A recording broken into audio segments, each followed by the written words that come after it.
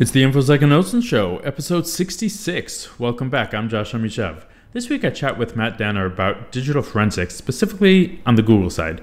Whether you're in law enforcement and need to analyze your victim's phone, or employer who's trying to figure out if your former employee stole sensitive data, understanding how and where to find digital clues and how to store them so they're admissible in court is critical.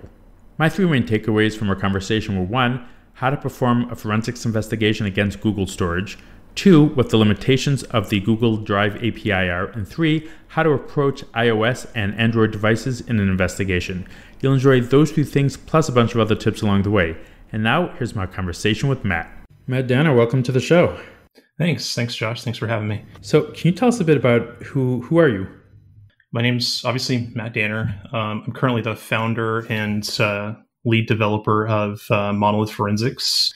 So I currently make a piece of software called Monolith, which is a case and evidence management platform for digital forensics labs and digital forensic analysts. It's primarily used for managing intake and release of evidence and generally managing your casework, by taking case notes and just managing the, hundreds of thousands of cases and hundreds of thousands of evidence items that you bring in on a regular basis, whether you're in the public sector or private sector. Okay, so for someone who is not familiar with digital forensics, what's a typical use case that you come across? So a typical case, that most people can understand would be something like a homicide case that the police may investigate. Whenever something like a homicide or a robbery occurs, a lot of times there is some evidence in that case that's of a digital nature, so like a smartphone or a computer or a thumb drive, something like that. And that kind of evidence requires a specific set of knowledge and skills to properly collect, process, and provide and detect evidence that the detective or investigator can use. And then there's some steps that have to be taken to properly preserve the evidence so that it can be admitted in court later on if it's needed. So a good example is a homicide case. If the victim or a suspect has a smartphone or a computer, there's going to be some analyst that works for the police that's going to collect that evidence and start processing it and pulling things like web history, text messages, call logs, photos, videos, things like that out of the device that can then be reviewed by the detective, investigator, prosecutor, defense counsel, defense expert, judge, jury, all the way through the entire case. So that would be like the law enforcement example. Private sector example would be intellectual property theft is a classic one, where company has an employee that leaves, goes to work for a competitor, and company may be concerned that the employee may have stolen some digital property on their way out.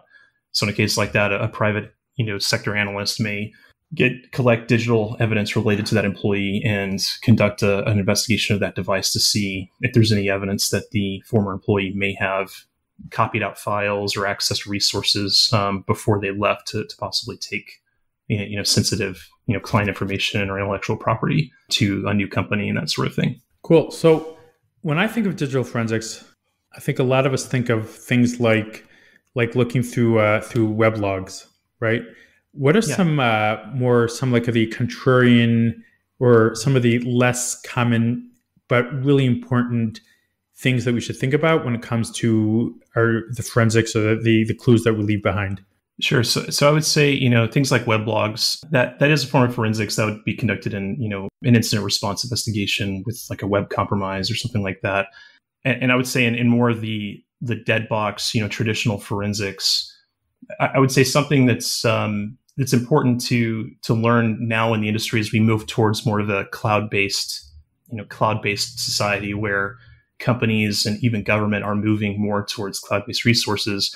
We can't just simply rely on or pulling off of a hard drive on a person's computer.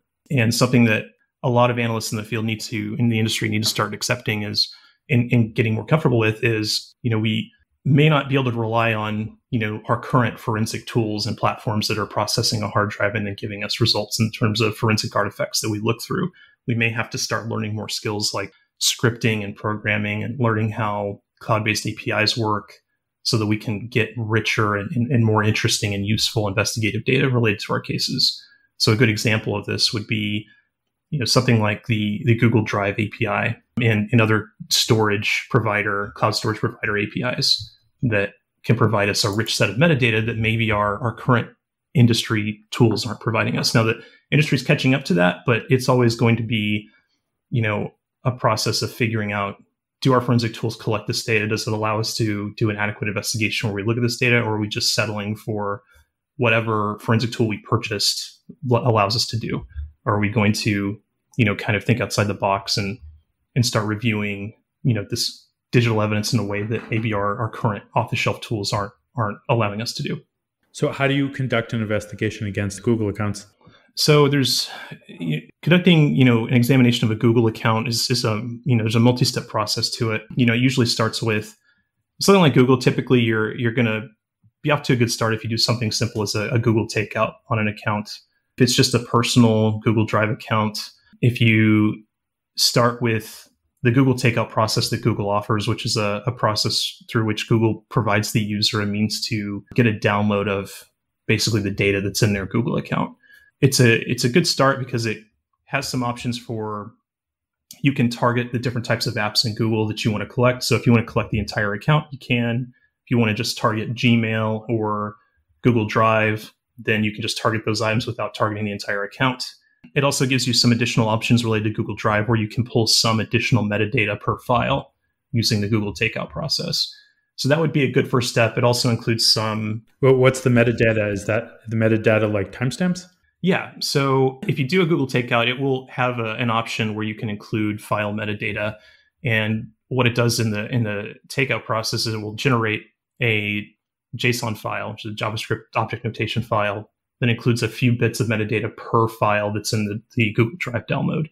And that can contain a decent amount of metadata that's helpful for the investigation, but it doesn't contain everything that Google has about that file. It doesn't contain all metadata, just a few points of metadata. So it's a good start. But then if you really want to dig deeper into things like, when did the user view this file, or when did the user access or modify this file? That's not always going to be contained in the metadata that Google provides you through that Google takeout process.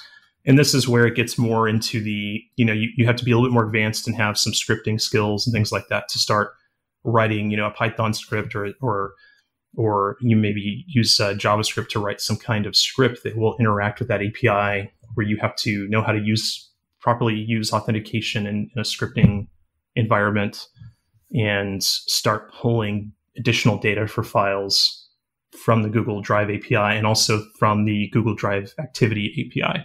And the reason this is important is because a lot of times, and I can say this because I've done this myself in the past before we had really any tools for Google Drive. Typically, right now a lot of people are just getting that takeout, or they're collecting the Google Drive files using a tool of some kind, and that's about as far as it goes sometimes in terms of the investigation. Is, hey, we can only just download these files, and that's pretty much it. But what a lot of people, I think, are unaware of or maybe not capable of pulling are, if you look at the Google Drive API and you look at the metadata that they store for each file in Google Drive, you can see things like a Boolean value that determines whether that user that you're logged in, that you're authenticated with, viewed that file. So you can literally get a yes or no as to whether a user ever viewed a file before. You also have things like there's a timestamp that is called viewed by me time. And that's literally a timestamp that records the last time the user viewed that specific file or folder. You also have the same types of metadata attributes for modified by me and modified by me time, where it's recording the last time a file or folder was modified by that user that you're authenticated with. You can write scripts that collect all this data, and you can basically create a timeline and have a rich set of metadata for all of these files. And you can use that data to conduct, a similar investigation to what we would do traditionally on a Windows machine, where traditionally in a typical dead box forensics case, we'll get a Windows machine and be asked, hey, did the user view a file? Did they view our client list 3 days before they left? Did they access a file or copy a file off to a thumb drive? Well, using this Google API in combination with maybe the user's computer or other resources they have, you can combine these different sets of forensic artifacts from different sources and start putting together an investigation in terms of what the user has done and what they may have accessed. And just like anything in forensics, it's never 100%. You're never going to have a perfect, straight line from the user to the evidence. But if all you're doing is just collecting the files and then providing it to an attorney for e-discovery, you're missing a huge chunk of investigation that can be done there, that you at least need to give yourself a chance and the end client a chance to review that metadata to see, see if there's anything you can determine in relation to the case that's in relation to the issue that's being investigated. Cool. Are there limitations to what's available, let's say, in the workspace logs? Yeah, so there's an important distinction too. So far I've been talking about the Google Drive API, and that applies to both personal Google accounts. It also applies to Google accounts that exist within a Google Workspace environment. So with Google Workspace, and just so that your listeners are aware of, it's basically similar to Microsoft 365, where it's a suite of applications that Google provides to a business that business owner or administrator can then add users to their Workspace tenant. And then each of those users gets an email on their domain, and they get their own access to user-specific Google applications such as Gmail and Drive and so on and so forth. So the API that I'm speaking to directly about can still be applied to a Workspace user account. But since it's a Workspace account, you also have the added benefit of having Workspace audit logs. So in those Workspace audit logs, there's usually, you have the Google Drive Reports API and the Google Drive Reports log that's in the Workspace account. And that is usually a very, very rich source of information, because that will actually record things like user downloads. So one limitation of the Google Drive API is it doesn't have, at least I haven't found in my research, it doesn't have a metadata tag that indicates when the user downloaded the file. So you have no idea from the API and the data in the API whether a user ever downloaded or not. That's something you would have to look at the user's computer and internet history to sort of detect. But in a Workspace environment, the Google Drive logs will actually record if a user downloaded a file or not. So that can be a very, very useful set of logs to review during an investigation. And again, it comes down to, in these cases, depending on the case and depending on the type of environment you're investigating, you could have 5 or 6 different sources of evidence that you're looking at for the investigation. So you could have the user's computer for Google Drive, which would be maybe the Google Drive application was installed and the user was using that, in which case you'll have a set of evidence, artifacts, and logs related to that. You'll also have the user's web history. Web history is going to show things like in the URL, if they access the file, you'll have the Google ID that's in the URL itself, and then the browser page title will indicate the name of the file that they're accessing or folder that they're accessing. So you have that, and then potentially you have cached data that's in the web browser that may shed some light on files they've accessed. Then you'll have the Google takeout data that you can collect that will give you account information. It'll give you some login info based on IP addresses. You'll get some browser history. You'll get some metadata from Google Drive that it provides to the takeout process. And then you have the Google Drive API that if you know how to write scripting around and access, you'll get another rich set of metadata per file and folder that can show you things like when the user last viewed a file, when the user last modified a file, if the file has been trashed, who trashed the file, who are the current owners. Then you have the Google Drive Activity API, which will show you, if you know how to pull it from the API, will literally give you a list of all the activity that's occurred with a file or a folder. So from a layperson's perspective, if you're familiar with using Google Drive, if you just select a file in Google Drive in the web UI, and then you click on the info tab on the side, you'll see this nice little section called activity. And when you click on that, it'll show you a nice chronological list of activity that's happened with the file. So things like, when who last edited a file, or if somebody shared the item and things like that, that can be all pulled through the API so that you don't have to review it through the web UI. If you write a script to interact with the API, you can just pull all that down into a nice timeline style list. And then you can add that to all these other sets of artifacts. And then finally, if it's a Workspace user account, you additionally have the Workspace audit logs that you can jump to. For Google Drive specifically, you'll have a rich set of logs that Workspace maintains per user and per Drive account, so that you can actually see what the user is doing on top of all these other resources that we have. So all of that to say, it's kind of a long-winded response, but the point is if you're getting Google Drive requests from a client or Google Drive investigations, whether law enforcement or private sector, if you're not considering all these different sources of evidence for a Google Drive investigation, you're you're really, really limiting what you can do and the types of facts and things that you can determine in that investigation. So these things that I've just listed are all things that you need to be thinking of, whenever you do this investigation. Now that's just covering Google Drive. There's also, you have OneDrive and you have Dropbox that all have similar APIs, but may have, they may have different sources of evidence that you'll need to start thinking about whenever a client comes to you and says, hey, we need help with this Dropbox or OneDrive or Google Drive account. You just immediately need to start thinking about all these different sources of evidence that you can collect and preserve and start reviewing to do a complete and full analysis of that drive. Does Google leave any data within, let's say, the browser cache or local storage that would be useful in an investigation?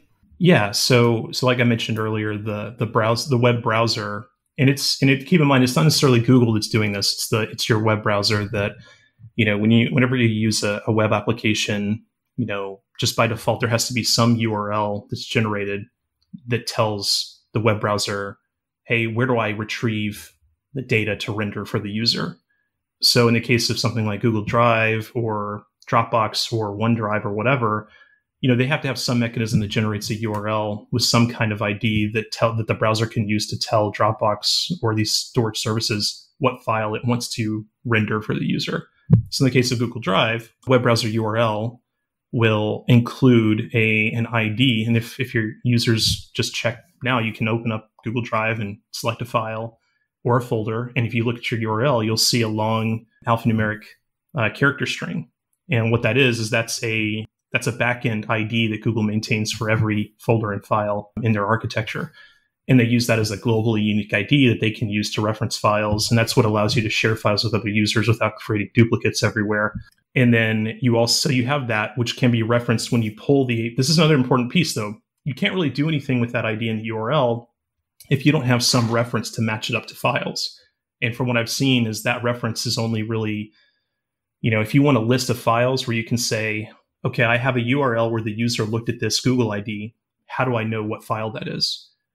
Well, the way I know is I can pull the data from an API through Google, and I can literally look up that ID and the metadata that I pulled from the API, and I can say, I can throw it in a SQL database, I can throw it into an Excel sheet, whatever, search for that Google ID, and then immediately see, okay, this is related to a file called whatever, and it was last viewed by the user on this date and time.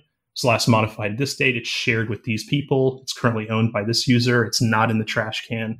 So all these things you can determine just from that Google ID that's sitting in the user's web browser history. And on top of that, you also have the title or the name of the document being viewed in Google Drive that gets stored in the title of the web browser, which is stored at least in Chrome, that's stored in the browser history cache. So when you process a person's computer, you get the forensic image, start analyzing it. You can go directly to the SQL database that Chrome uses to store all of the user's history and downloads and cache data and start examining it for these URLs and also the browser titles that will tell you what items they're viewing. Are there any open source tools that you could recommend for somebody doing forensics investigations? Yeah, I mean, I think everybody's familiar. If you're in forensics, you're familiar with basically all of Eric Zimmerman's tools that he offers. I think they're pretty amazing considering they're free. I use his Timeline Explorer, so something he created called Timeline Explorer that I use all the time. So I use that if I'm pulling a lot of log type data or something that's in an Excel spreadsheet, I'll usually load it up into Timeline Explorer, and it just makes going through and searching that data really easy. Another open source tool that I use a lot is something called DB Browser for SQLite. It's basically just a simple SQLite browser you can install for both Mac OS and Windows. I use that not only to look at SQLite files that exist on computers and other systems, but I also use it as a mini SQL interface. So if I want to import a set of Excel data or CSV data because I want to do some joins and do some complex SQL queries on different sets of data, I'll load it all up into SQLite, and then I'll run my queries in SQLite. And that's if I don't have something more robust like a MySQL instance or an MS SQL instance or something. And on top of that, to take that one step further, if you have access to MySQL that you can install on your local machine, that's also a great way to take a bunch of disparate log sources, dump them all into their own tables in a MySQL schema or database, and then just build some queries that you can save, that you can start doing some, you can run some interesting joins and do some analysis just using SQL. And I'm mentioning all this because a lot of people just rely on off-the-shelf tools, but realistically, if you can get to the point where you have data that's just parsed and exists in a table structure, from there, you're really going to benefit a lot from having some SQL skills or some kind of scripting skills to then take that data and do whatever you want with it. How did you get started with digital forensics? I got started back in 2012. I was an investigator for the state of Texas, and I got hired by another agency specifically to learn digital forensics and support the investigative team. So I was in my, I think, early 20s at the time. And the way that goes is typically they look at the young person in the group and like, hey, he's probably good with computers. Let's just have him learn some forensics. And that's basically what happened. And honestly, as soon as I started learning and went through some training for forensics, I knew like this is what I want to do for the rest of my career. I want to be involved in this work because it's just so interesting. There's so much uncharted territory. There's so much research to do. There's so much interesting things you can figure out by just looking at data. It's a very exciting field to be in. So if somebody wanted to get started in the field, where would you recommend they go? I always recommend, I don't think a lot of people agree with me on this, but I always recommend if you're interested in something like digital forensics, just start by, learning some computer science, because, there's, especially young people, if you're in high school or maybe just out of high school, look at computer science programs at a university or community college. And the reason I always recommend that is you can get into digital forensics with a computer science degree. It's definitely possible. But if you don't have a computer science degree and you start doing digital forensics and you don't like it, then your options are kind of limited at that point. So if you don't want to do digital forensics, then at least you have a computer science degree that you can fall back on and do a lot of different things with. And then also too, I think, there are more schools popping out now that have digital forensics programs that are getting better. They used to be pretty sporadic and pretty, not that great, but they're getting a lot better because the industry's growing. So if you can find a really good digital forensics program at a university somewhere that you can find students on LinkedIn that have been there that now work at cybersecurity firms or digital forensics companies or private organizations, that's great. But I would say definitely consider a computer science degree, because that type of degree will give you a foundation to, you'll be able to hop into digital forensics pretty easily at that point, because you're going to have the base knowledge of things like data structures and how programs work and how programs interact with the file system, how operating systems work, how networks work. All of those things you're going to learn in a computer science curriculum, where in digital forensics, you might learn some of that, and you might not have a digital forensics program near you that's easy to get to. So computer science is a good way to start. Well, it seems like digital forensics, you would have a lot of areas to specialize. So, right. So imagine like if we go back to your homicide example, one of the first things that you would do in an investigation, probably grab the victim's cell phone, right? So right. How do forensics differ if you're investigating, I guess, an iPhone versus an Android? How do those differ? So they're pretty different. The overall procedure is going to be similar, but with an iPhone, it's pretty easy to assess, based on the model and the OS version, what you're going to need to do to get into it. It's either locked or it isn't. If it is locked and you're in law enforcement, you have a few additional options available to you that the private sector doesn't have. Even then, it's still limited. But basically, you're down to two options with an iPhone. Either you have something that can bypass the passcode, or you don't. And if you don't, then you're not really going to do anything with the phone.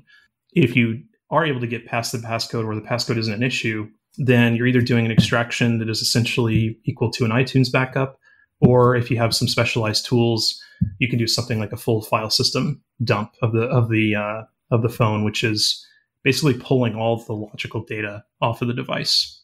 And from there, once you've got that data, it's just a matter of being familiar with, what artifacts are you looking for? Are you looking for text messages? Great. We have plenty of off-the-shelf software that you can load iPhone data into, and it'll automatically parse text messages for you. You can quickly search for the detective will tell you, hey, we need messages between this person, or we need to know who is this person last communicating with between this time and this time.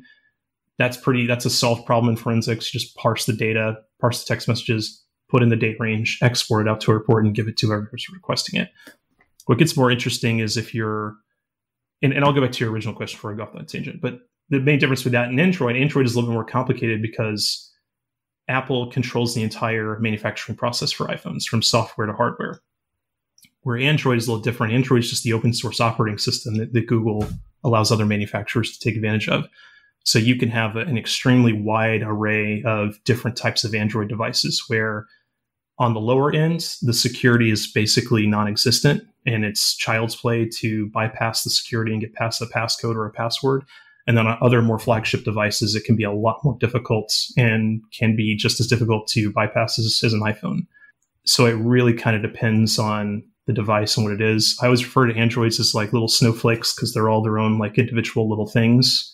And we all have to like, you get a phone and luckily, there's a few resources out there if you're into the industry where you can, either search to see if somebody's researched that particular model before, or you can just, send a message out to certain groups to ask, has anybody run into this model before? Have you had any success with it? And then you might get lucky and have a wide array of responses where people have already done the research and figured out this is how we got into this model. But having said that, that is just the first phase of processing it. That's just getting the data off the phone and getting access to what's on it. Once the data is off the phone, now you're dealing with a much more uniform situation. The data that's on an iPhone, once you get it off, it's pretty much all in more or less the same format. So you know exactly what you're looking for because it's more or less the same on every device. Same with an Android operating system. It's still a Linux-based file system. It still has the same Linux-based file structure if you're getting a file system dump. If you're not getting a file system dump, then you're getting an Android backup, or you're getting, logically extracted data that consists of videos, photos, text messages, and things like that.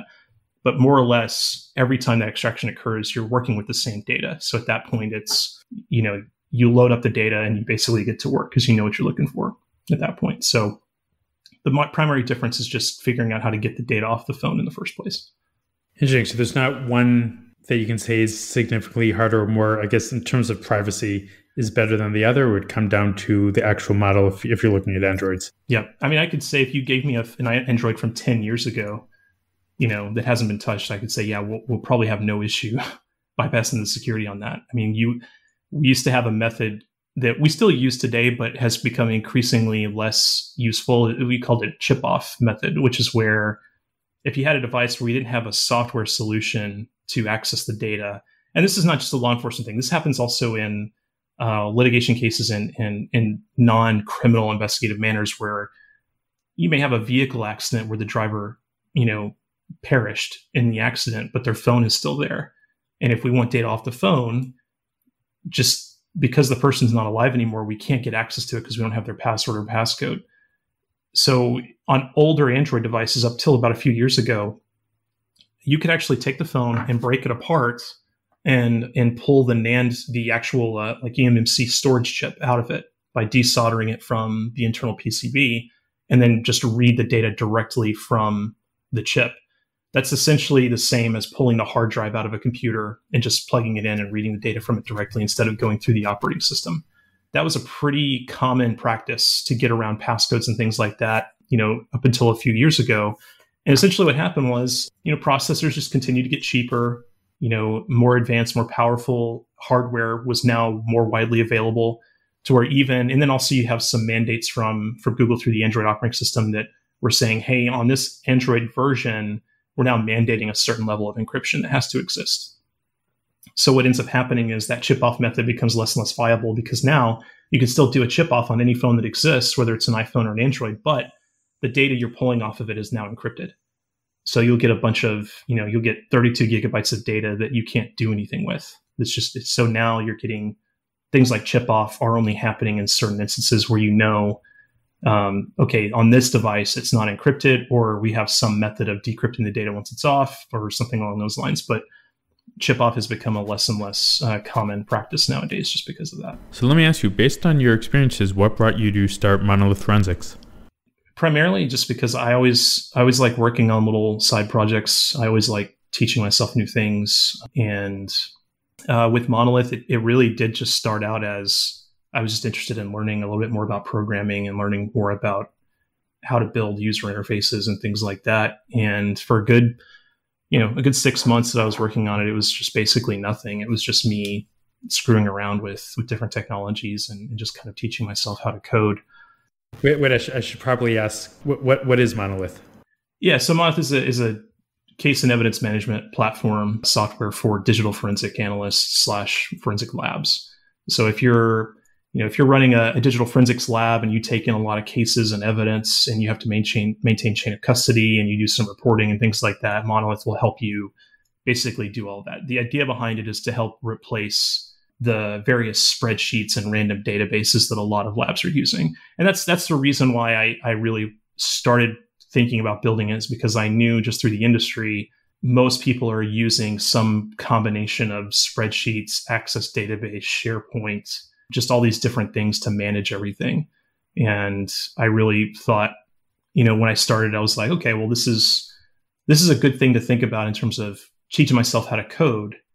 And when I really started, it was more, I really didn't think of turning it into a thing. It was more of I just wanted to work on something interesting. And I built stupid websites before this, where I just did it for fun. And then this one was a similar thing where, what if I built a case management system that does this? And, basically spent 6 months failing at it because I didn't know what I was doing. And then it just kind of started to click, and then started showing it to people I knew. And then people were like, hey, yeah, this is something we could use. Like, if you could add like this feature or this feature, we could start using this.